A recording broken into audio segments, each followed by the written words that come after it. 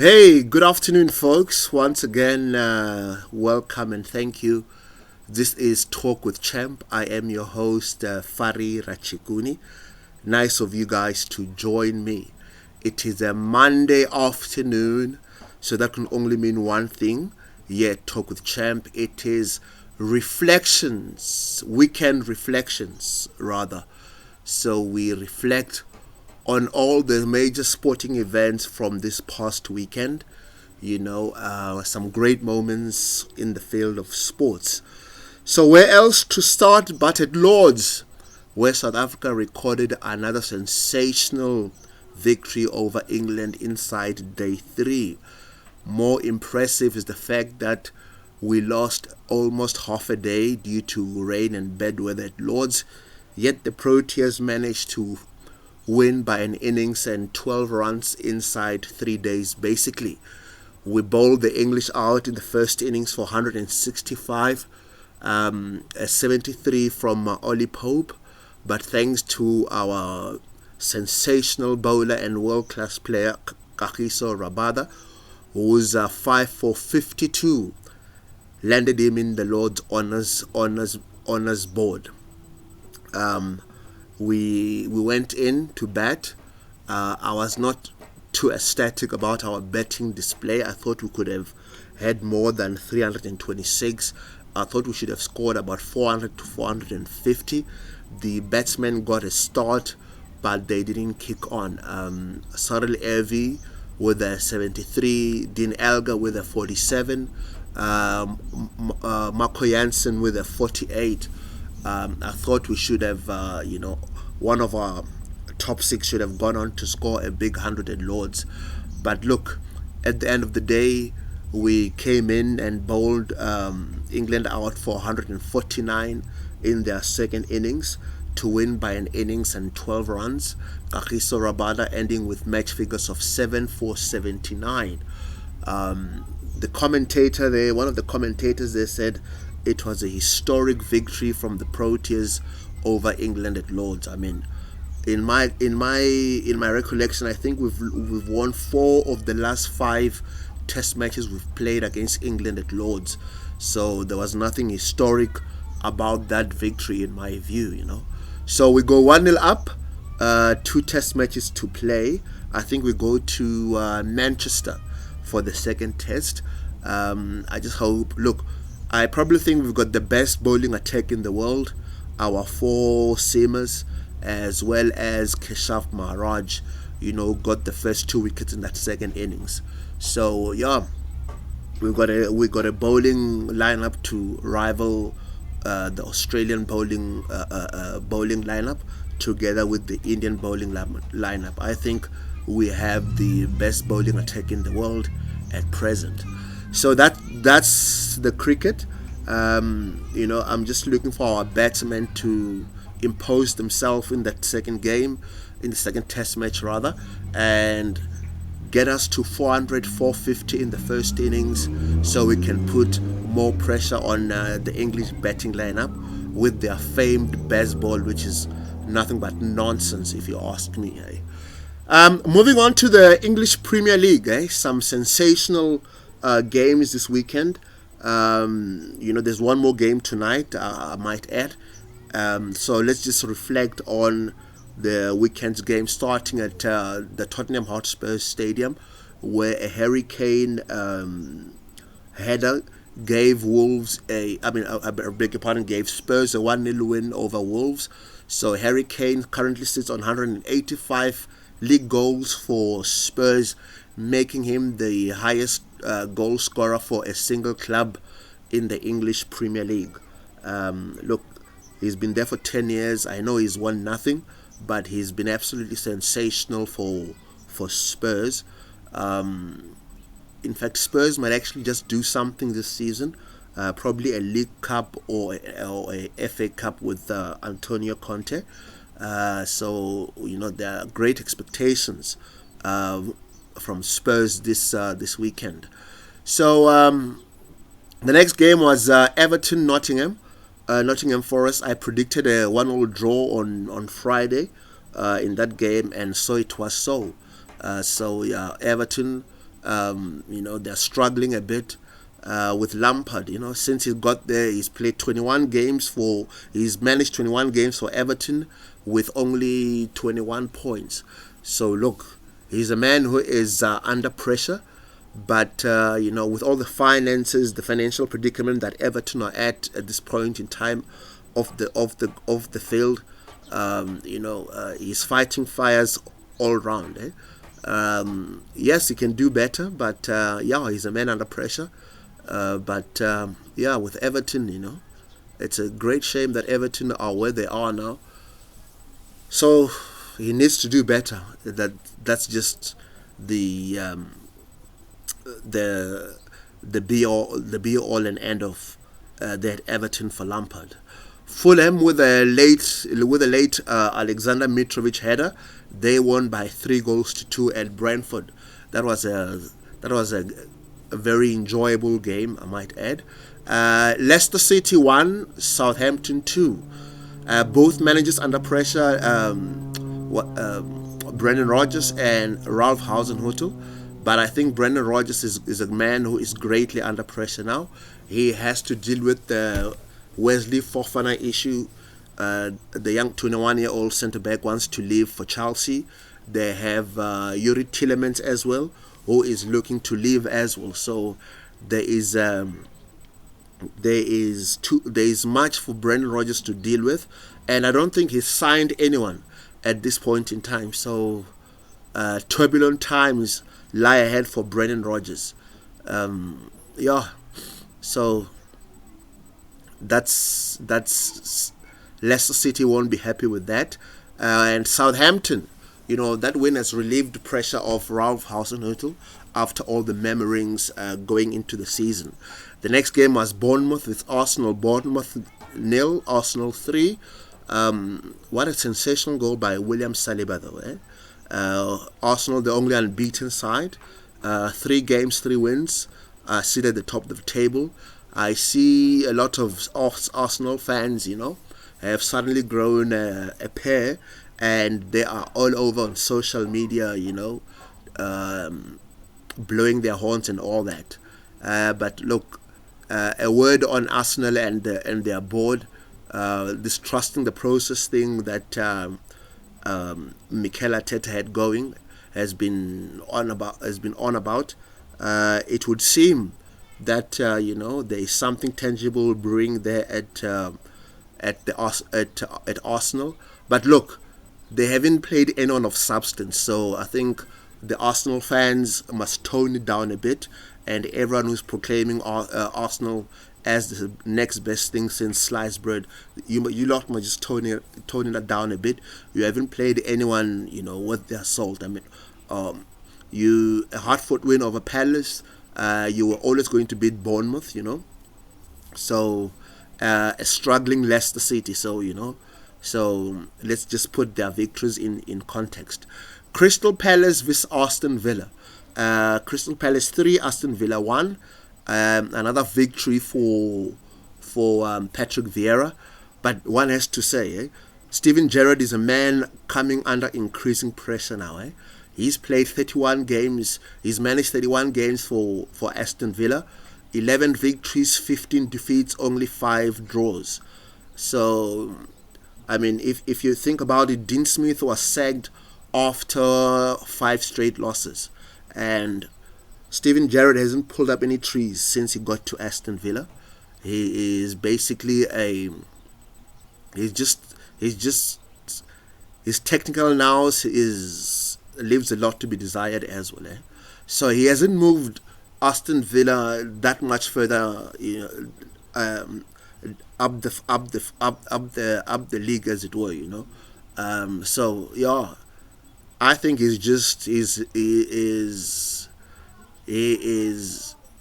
because of his media buddies, he hasn't had that this sort of pressure.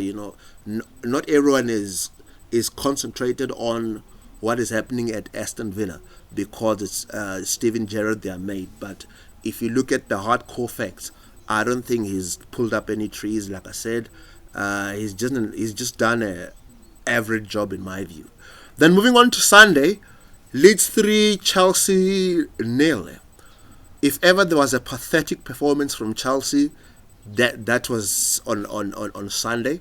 Fair play to Leeds. They pressed, they harassed Chelsea, they played very well, but Chelsea were ponderous, they were heavy-legged, they were outthought, outmuscled, outworked. Everything that went wrong, that could go wrong, went wrong, as Thomas Tuchel said. At the London Stadium, West Ham nil, Brighton 2. Brighton are in sensational form. West Ham are struggling. Played 3, lost 3. David Moyes said he is a bit worried about the performances and the start that West Ham have made. So a great improvement there awaits for West Ham. Newcastle 3, Man City, the champions 3. What a great game that was, eh? Gundogan scores after 5 minutes or so, and then St. Maxim just basically runs the show after that. Newcastle played well, but City should have won that game, to be fair. They got it back to 3-3 with Haaland and Bernardo Silva equalizing, and they had chances to win. I mean, Haaland could have scored a hat-trick in my view. He had a chance one-on-one with the keeper. He had also one where he just stretched and he blazed it over the bar. Man City should have won that game. And then tonight, the English Premier League's biggest game, biggest rivalry, Man United versus Liverpool at Old Trafford. I've got Liverpool winning by 3-1, but they're struggling. They haven't pulled up trees so far this season. United are just struggling all round. I hear Casemiro will be in the stands, their latest signing. I think there needs to be a change for this game if United are to leave Old Trafford with a point. But yeah, we'll see. It's going to be an interesting game. I fancy, like I said, Liverpool to win by 3-1. There'll be protests at Old Trafford. About 10,000 United supporters will be protesting. I think that is rubbish, if you ask me. These guys are more of a hindrance to the United cause than anything else. Yeah, they are entitled to protest and whatnot, but what good does protesting do before a game against Liverpool? How does it help the players? How does it help anyone associated with United that their fans are protesting outside the ground? I think it's a cop-out. It should be called out. It's not like the Glazers haven't spent money on players. They've just had nonsense people running the club. Richard Arnold has taken over as CEO now. They've got Darren Fletcher as their technical director. I mean, I said this a while ago. It's time for United to appoint guys who are best in class in their roles. You've got that at Liverpool, who have appointed guys who are best in class in their roles. You've got that at Man City. Now United must also get that. Get guys who are best in class in their roles. They've got a proper manager now in Erik ten Hag, or some will call him 10 months. But yeah, I think they should get someone there. And then moving along to the boxing, Anthony Joshua versus Alexander Usyk 2. Usyk won by a split decision there. How he won by a split decision, I don't know, because it should have been a unanimous decision. He was miles better than Anthony Joshua. It was a masterclass in boxing. He totally outboxed him. So I don't know how that ref gave Joshua the win in a scorecard. But yeah, so the question for Joshua now is, where does he go after losing to Usyk twice? Clearly Usyk is the better man. I'll be surprised if Joshua is in line for a title fight in the next 2 to 3 years. He has been shown up to be just a level above the top heavyweights in the division in this current era, which is Tyson Fury and Alexander Usyk. So which brings me nicely to the next question that I should ask: will we see a unification fight between Alexander Usyk and Tyson Fury? I hear Eddie Hearn. Eddie Hearn was saying, look, they're gonna try to put together a unification bout between Usyk and Tyson Fury. So that will be one to look forward to, you know. And lastly, the DStv Premier League. On Friday, Amazulu won by 3 goals to 2 at Swallows.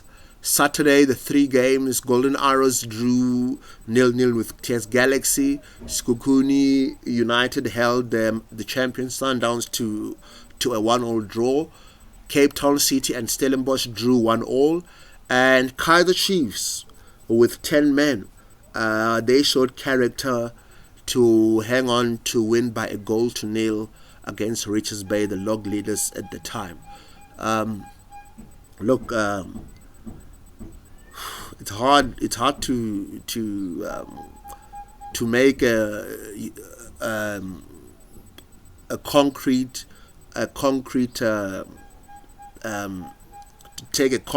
to have a concrete take on Kaizer Chiefs now. It's only 4 games in. They've played 2. I mean, they've played 4, won 2, lost 2. Young Arthur Zwane is trying to change the style of play there. He's brought in his fair share of players, including promoting from the youth. So yeah, I would say to the Chiefs fans, they might just hang in there and see where it goes, you know. Maritzburg 2, Chipa United 1. That was on Saturday. On Sunday, Royal AM 2, Marumo Gallants 2. A very, very late stoppage time equalizer for Royal AM. And Supersport United 0, Orlando Pirates 0. How that game remained 0-0 is beyond me, because Tamsanga Gabuza should have scored to make it 1-0 late in the game and win the game for Supersport. I'm sure many of you have seen that clip, that Gavin Hunt clip, where he literally just falls he is in disbelief how he's missed a sitter 2 yards in front of goal. That is unfortunately South African football for you. That just reminds me that Man City Newcastle game. I watched a clip. I watched a section of play where Haaland goes 1-on-1 with the keeper. So he's played through and is literally about 2 to 3 yards behind the 2 Newcastle centre halves. But within a blink of an eye, he is on the ball, bullies the 2 defenders, and only a good save from Nick Pope manages to salvage the situation. So that just got me thinking that, oh, that's scary. That's scary from Haaland. He's big, he's powerful, and for him to have the pace to outpace the 2 defenders when he was initially 3 yards behind them is, I think we're gonna see that sort of goal, that sort of movement and goal. I think it's gonna be we're gonna see more of it with Man City this season. Not only them going because their normal classic goal is byline, whip it in, and for a tap in. So over and above that sort of goal, they're gonna score goals like that with Haaland them. So yeah, man, that's my weekend reflections from my side. Look, hit the like button, tell me what you think, send me your comments, your feedback, tell me what you think about my views, and what are your thoughts from the sporting weekend this past weekend. Looking forward to Monday Night Football tonight with on Sky with United at home to Liverpool. So you guys subscribe, please. Send me your comments, tell me what you think, and yeah, give me your feedback. Thank you very much once again for joining me at Talk with Champ. This is Monday weekend reflection. So thank you very much. Till next time. Cheerio. Bye bye.